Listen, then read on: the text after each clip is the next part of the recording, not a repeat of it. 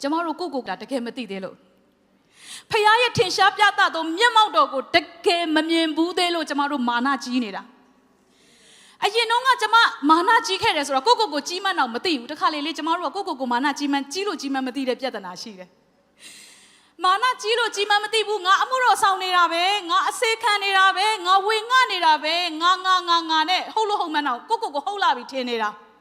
ဒါပေမဲ့ဖခင်ရဲ့ထင်ရှားပြသတဲ့မျက်မှောက်တော်ထဲမှာထိတွေ့ပြီးကြုံဘူးတဲ့အချိန်ကနေစပြီးဟာငါဘာမှမဟုတ်ဘူးကြီးမြတ်သောဘုရားသခင်ရှေ့မှာပရွက်စိတ်လေးတစ်ကောင်လိုပဲအဲ့လိုလူကိုချစ်တာအဲ့ဒါကြောင့်ပြောတာလေအိုးပါလေနှိမ်ချခြင်းသင်တန်းဆိုတာလေ step 1 2 3 4 10ထိမရှိဘူးဖခင်မျက်မှောက်တော်တဲ့တိုးဝင်ကြီးသင်ဘာမှမဟုတ်မှန်းသိသွားမယ်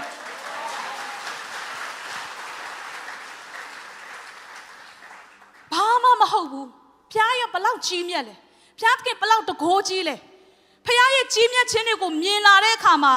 အိုးအဲ့ကစပြီးတော့ဖခင်ရဲ့တုန်တင်ခြင်းတွေစခံစားလာတယ်ဒီနေ့ကျမတို့အသက်တာထဲမှာကိုဟုတ်လာပြီလို့တခါလေကျမတို့ထင်တတ်တယ်ဒီဟာဖခင်ဘလောက်ကြီးမြတ်လဲသင်မသိသေးလို့ပါ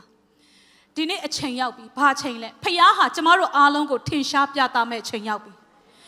အပေါ်ယံသိုံမဟုတ်ဘူး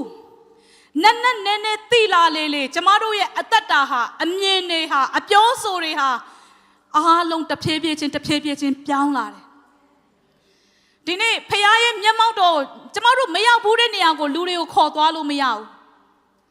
မရောက်ဘူးတဲ့အရက်ကိုလူတွေကိုဆွဲခေါ်လို့မရတယ်လို့ပဲဖခင်ရဲ့မျက်မှောက်တော်ထင်ရှားခြင်းတွေနဲ့မျက်မှောက်တော်ဆိုတာဘယ်အနေရာလဲလို့သိတဲ့အခါမှတခြားလူတွေကိုကျမတို့ဆွဲခေါ်နိုင်မှာအထူးသဖြင့် worshipper တွေကျမတို့မရောက်တဲ့အရက်ကိုတခြားလူကိုခေါ်လို့မရတယ်လို့မျက်မှောက်တော်ဆိုတဲ့နက်နေတဲ့နေရက်ဖခင်နဲ့အချိန်ယူခြင်းဖခင်ရဲ့ထင်ရှားပြသတဲ့မျက်မှောက်တော်ထဲမှာပြုပြင်ကုသခြင်းတွေခံယူပြီးမှအဲ့ဒီမျက်မှောက်တော်ကိုတခြားနေရာကိုကျမတို့သယ်ဆောင်နိုင်မယ်ဟာလေလုယာဟာလေလုယာသင်တို့နှလုံးသားထဲမှာဒီမှာရှိတဲ့သူတွေအားလုံးထဲမှာဖခင်မျက်မှောက်တော်ဆောင်ငတ်ခြင်းတွေလွှမ်းမိုးပါစေတော်များများတချို့သောသူတွေပြောတာကျွန်မကြားဘူးတယ်ဟာဖခင်မျက်မှောက်တော်ရောက်လာရင်တောင်းချင်တာတောင်းအကုန်ရမယ်လို့ပြောတာတွေကြားဘူးကြတယ်တကယ်မျက်မှောက်တော်ထဲမှာတကယ်ထင်ရှားတဲ့မျက်မှောက်တော်ထဲရောက်လာရင်ဘာမှမလိုချင်တော့တာအဲ့ဒါကြောင့်စာလန်ဆရာဒါဝိဒ်ကပြောတာအလကားမဟုတ်ပါဘူးကျမ်းစာမှာအသေးချာပြောထားတယ်ဖခင်ရဲ့မျက်မှောက်တော်ပလင်တော်ကိုဖူးတွေးခင်းရဖို့သူတကစားမယ်လှုပ်ချင်တယ်ဖခင်ရဲ့မျက်မှောက်တော်ကိုတန်းတလို့မျက်မှောက်တော်ထဲမှာတတိုင်းတော်ထဲမှာနေတဲ့တရက်ဟာအခြားသောရက်တစ်ထောင်ထက်ပိုပြီးကောင်းတယ်တဲ့ဘာလို့အဲ့ဒါတွေပြောတာလဲကျမတို့လူတိုင်းဟာဘယ်တော့မှအလိုမပြည့်နိုင်ဘူးတသိန်းရတဲ့လူက9သိန်းလိုချင်တယ်9သိန်းရလဲ10သိန်း100ကျမတို့မှာဘယ်တော့မှအတော်မတတ်နိုင်ဘူးမကျေနပ်နိုင်ဘူးဒီထက်အောင်မြင်တဲ့အဆင့်ကိုတက်ချင်ကြတယ်ဒါပေမဲ့ဖခင်နဲ့တွေ့သွားမှကျေနပ်တာဖခင်နဲ့တွေ့သွားတဲ့အခါမှာတကယ်ကျန်တဲ့ຢာကအနတ္တဖြစ်သွားတာကျန်တဲ့ຢာတွေကဘာမှဆွဲလန်းစရာမရှိတော့ဘူး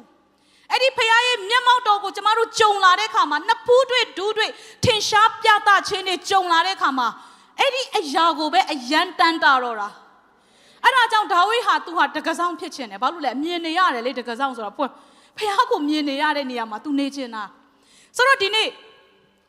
ဖခင်ဟာတင့်အတွက်ဘယ်လိုဖခင်မျိုးလဲဒီနေ့မျက်မှောက်တော်ထင်ရှားခြင်းနဲ့ဒီ3ချက်တွေရှိပါတယ်ဆိုတော့ကျမတို့အားလုံးထင်ရှားတဲ့မျက်မှောက်တော်ထဲမှာအတွေ့အကြုံသက်သေခံချက်တွေကြားရမယ့်အချိန်ရောက်ပြီနိုင်ငံတိုင်းရဲ့နိုးထမှုတွေဟာဖခင်မျက်မှောက်တော်ထင်ရှားစွာပြသတဲ့လက္ခဏာတွေပဲဖြစ်တယ်အဲ့ဒီဖခင်ရဲ့မျက်မှောက်တော်ထင်ရှားပြသခြင်းတွေကိုကျမတို့အတွေ့အကြုံနဲ့ရှိလာတဲ့အခါမှာခုနပြောတဲ့နေရင်ထိုင်ရင်နဲ့နှိမ်ချခြင်းဆိုတာဘာလဲဆိုတာကောင်းကောင်းနားလည်သွားတယ်ကိုဟာဘာမှမဟုတ်ဘူးဆိုတဲ့အရာတွေနားလည်သွားတယ်ဖခင်ရဲ့တက်ဆွမ်းနိုင်ခြင်းပေါ်မှာအားကိုးခြင်းတဲ့နှလုံးသားတွေရောက်လာတယ်ဟာလေလုယာ